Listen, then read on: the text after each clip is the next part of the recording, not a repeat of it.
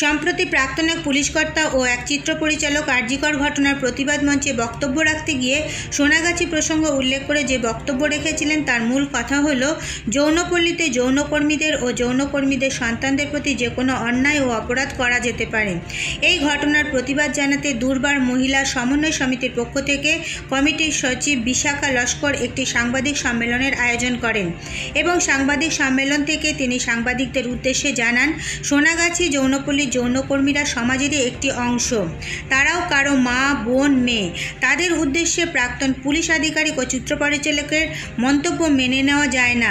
সমাজে যারা শিক্ষিত মানুষ তাদেরও এ ধরনের মন্তব্য করা কখনো উচিত নয়। তাদের করা মন্তব্যে আমরা প্রতিবাদ জানাচ্ছি।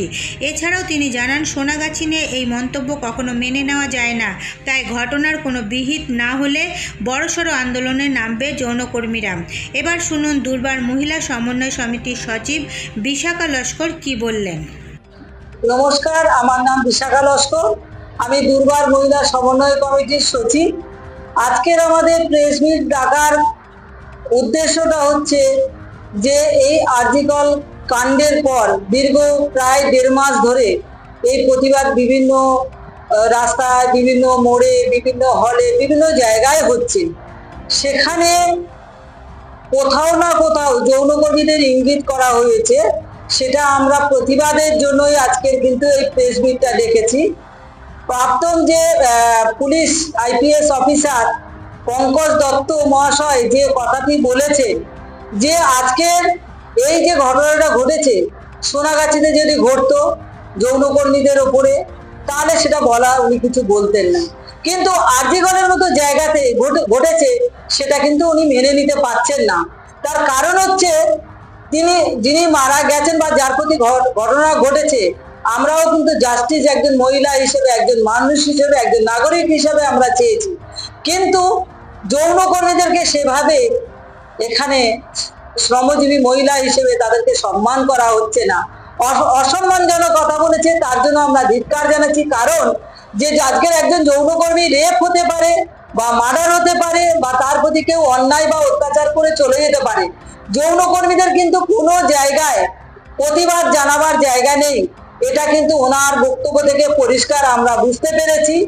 তো সেই জন্য বলছি যে যৌনকর্মীরা সমাজের একটা পার্ট।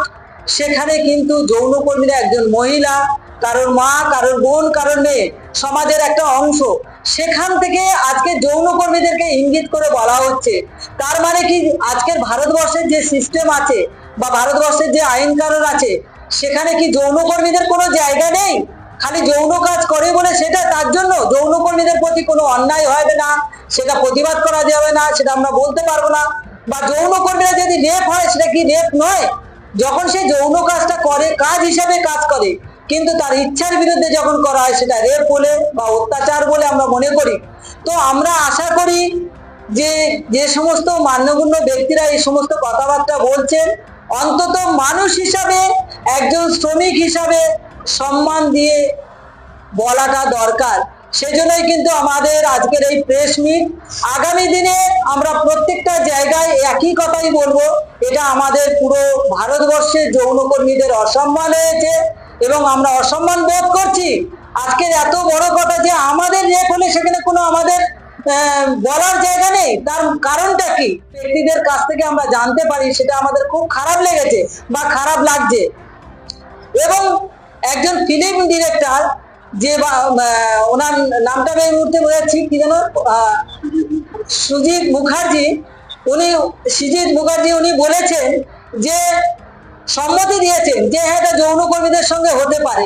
উনি অনেক বড় লেভেলের একজন ফিল্ম ডিরেক্টর, উনি তো অনেক ফিল্ম লেখেন, সেখানে যৌনকর্মী বা অন্য গোষ্ঠীদের কথাও ওঠে। তাহলে কি ওনার এতদিনের এই ধারণা যে যৌনকর্মীদের প্রতি রেপ, মার্ডার, অত্যাচার সবকিছু হতে পারে? তাহলে যৌনকর্মীদের নিয়ে বিভিন্ন জায়গায় নাচ, নাটক, গান চর্চার মাধ্যম থেকে যৌনকর্মীদের নিয়ে এত কথা উঠে আসে। এটা তো আমাদের সামাজিক যে পরিবর্তন, এখনো কিন্তু সেই পরিবর্তন আসেনি। পরিবর্তনটা কিন্তু আসা দরকার। সামাজিক পরিবর্তন, মানুষের যে কনসেপ্ট সেটা কিন্তু যৌনকর্মীদের উপর যেটা আছে সেটা আমার মনে হয় প্রত্যেককে পরিবর্তন আসা দরকার। খালি যৌনকর্মীরা কিন্তু কারোর ইউজের পাত্র না, ইউজ করবে ফেলে দেবে সেটা কিন্তু নয়। আমরা সমাজের বিভিন্ন কাজে লাগি, আমরা সমাজ সেবার কাজ করি। তাহলে যৌনকর্মীরা যে কাজটি করতে পারে, নিজের জন্য করে, সমাজের জন্য করে, তাহলে যৌনকর্মীদের এত ছোট ভাবে কেন দেখা হচ্ছে?